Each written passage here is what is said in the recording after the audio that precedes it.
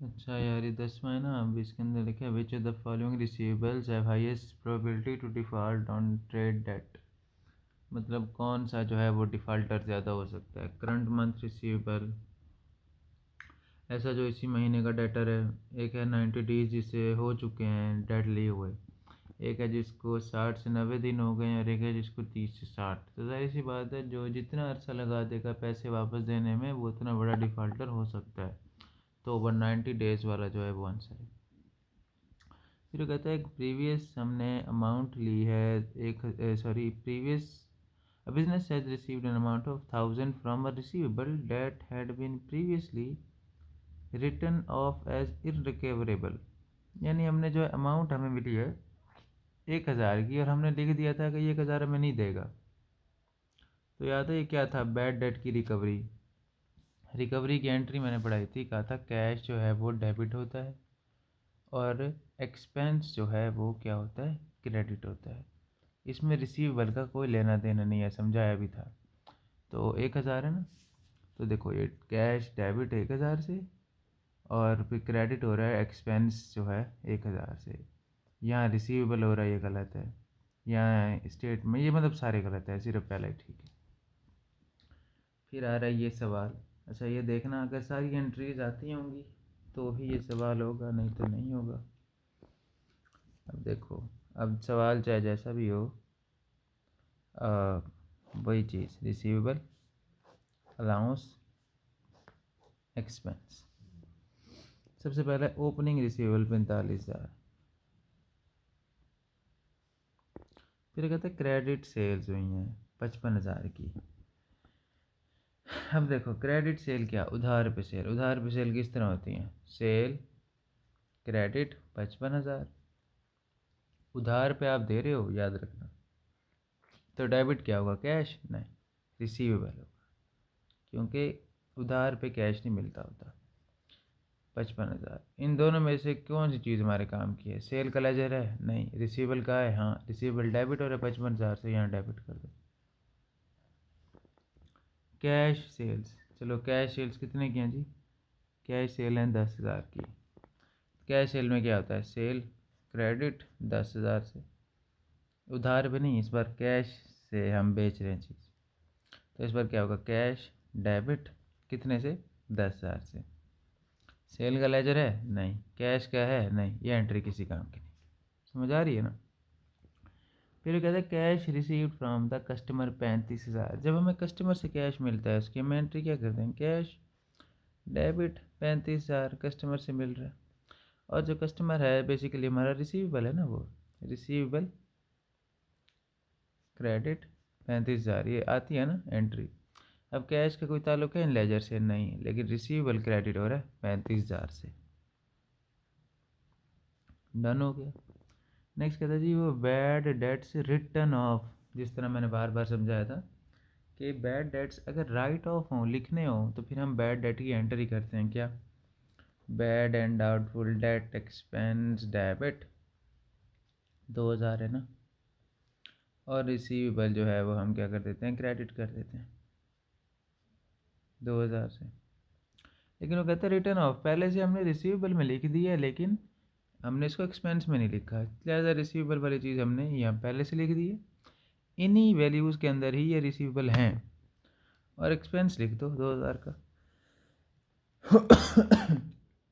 ज़्यादा सर नहीं खपाना चाहते, इतना याद रख लो, जब भी रिटर्न ऑफ का लफ्ज़ आए तो एक्सपेंस में लिखते हैं, रिसीवेबल में कुछ नहीं लिखते बस। आ गया जी डिस्काउंट रिसीव्ड 3,000 का। अच्छा देखो, जो डिस्काउंट रिसीव होता है ना, वो हमारी इनकम होती है। वो क्या होती है, डिस्काउंट रिसीव की एंट्री, डिस्काउंट रिसीव क्रेडिट 3,000 से, और क्या चीज़ डेबिट होगी, 3,000 से कुछ ना कुछ तो डेबिट हो गई। क्या होगा जब हम डिस्काउंट रिसीव करते हैं, तो जिस बंदे से हम डिस्काउंट रिसीव करते हैं वो हमारी लायबिलिटी होती है, उसको आप पेबल बोल दो, लायबिलिटी बोल दो। हम डिस्काउंट ले रहे हैं, दे नहीं रहे। जब देते होते हैं तो रिसीवेबल को देते हैं, जब लेते हैं तो किसी पेबल से लेते हैं, जैसे सप्लायर से हो गया। इन दोनों का कोई काम है इन लेजर में, कोई भी नहीं। ये एंट्री भी किसी काम की नहीं हमारी मैनेजर्स के लिए। अब कहते हैं business maintains allowance at 2% of receivables each year. कहते हैं हर साल जो है वो 2% का अलाउंस रखते होते हैं। बिजनेस हर साल 2% रखता है, जितने भी रिसीवेबल है उसका 2%। अब अलाउंस कैसे निकालते हैं? General allowance total receivable minus good debt minus bad debt minus specific allowance. Total receivable निकाल लो, इस तरफ 45 55 1 लाख, इस तरफ कितना है 35। अब टोटल कितने बनते हैं 65,000, इस तरफ यही बनता है ना बैलेंसिंग, 1 लाख ये और 1 लाख ये, 65,000। गुड डेट कोई है नहीं, बैड डेट कोई है, हाँ है ना, ये रहा ये रहा।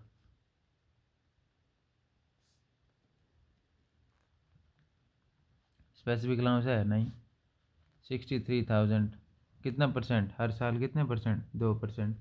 लो 63,000 का 2%।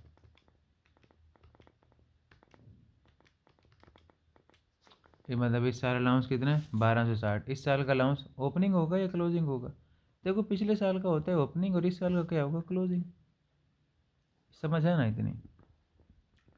अब अलाउंस की एंट्री क्या करें, समझ रहे हो ना, क्योंकि वो हमसे पूछ क्या रहा है। वो कहता है what accounting entry to is to be pass to record increase या फिर decrease in allowance to the statement of comprehensive income. यानी इनकम स्टेटमेंट के अंदर इंक्रीज इन अलाउंस या डिक्रीज इन अलाउंस की एंट्री क्या होगी, वो हम कंपेयर करते हैं पिछले साल से। अब पिछले साल जो उन्होंने अलाउंस बताया नहीं, तो हम ये कंसीडर करेंगे कि उसमें अलाउंस ज़ीरो होगा, और उसके बाद 1260 से यानी इंक्रीज़ हो जाएगा, और 1260 से एक्सपेंस जो है वो क्या हो जाएगा डेबिट हो जाएगा। अच्छा अब यही यकीनी करनी, ये गलती नहीं करनी, क्योंकि उसने हमें ये कहा है कि वो हर साल ही 2% अलाउंस रखते हैं रिसीवेबल का।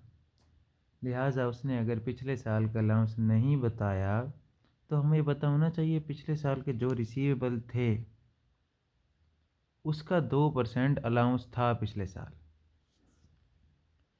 यानी ये जो 45,000 उसने हमें बताया है उसका भी तो पिछले साल 2% होगा, यानी पिछले साल जो था वो 900 रुपये अलाउंस था। नहीं आई समझ? पिछला हमने कोई सवाल किया होगा जिसके अंदर हमने कहा होगा उन्होंने अलाउंस नहीं बताया तो वो ज़ीरो है, जाहिर है होगा, क्योंकि उन्होंने कभी ऐसी बात नहीं की होगी कि हर साल 2% रखते हैं, लेकिन इस बार उन्होंने ऐसी बात कर दी है। तो पिछले साल के जो रिसीवेबल थे उनका 2% 900 बनता है। इस साल के जो रिसीवेबल हैं हर साल 2% रखा है उन्होंने, चाहे रिसीवेबल जितने भी हो फ़र्क नहीं पड़ता। इस साल वाले 1260 हैं। अब देखो क्या हो रहा है, अलाउंस पिछले साल से बढ़ रहा है कम हो रहा है, बढ़ रहा है। जब अलाउंस पिछले साल से बढ़ता है, अलाउंस डिफरेंस अमाउंट से क्रेडिट होता है, एक्सपेंस डिफरेंस अमाउंट से डेबिट होता है। डिफरेंस कितना है 360 से अलाउंस क्रेडिट होगा, अलाउंस क्रेडिट होगा, एक्सपेंस डेबिट होगा, एक्सपेंस डेबिट होगा। एंट्री क्या होगी? Debit bad and doubtful debt expense 360 से, credit allowance for doubtful debts 360 से। यही तो हमने किया, यही तो हमने किया। किताब उठाओ और करो, मान लो बात, सुनने से कुछ नहीं होगा।